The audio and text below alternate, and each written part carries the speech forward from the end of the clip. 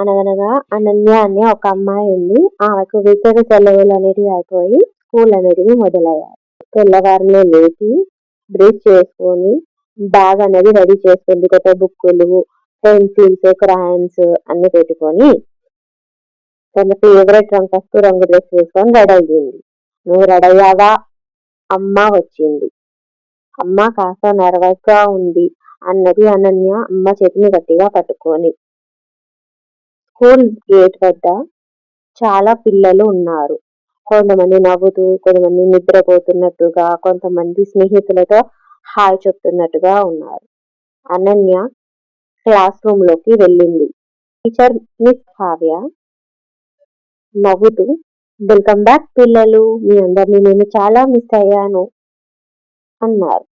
అనన్య తన best friend రిషిని చూసి వెంటనే పరిగెత్తుకెళ్ళి హక్ చేసుకుంది.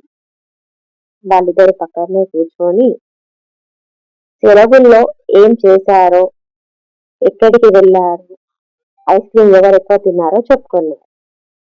టీచర్ చెప్పింది, మీ సెలవుల్లో మీరు ఏం చేశారో డ్రా చేయండి.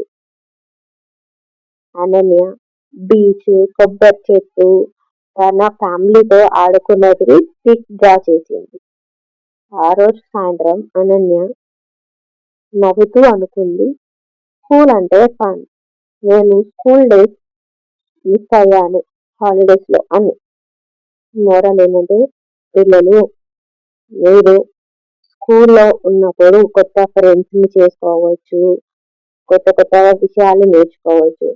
ఇప్పుడు మీకు అయ్యే మెమోరీస్ అన్నిటివన్నీ కూడా మీకు మళ్ళీ కావాలన్నా ఫ్యూచర్ లో రావు.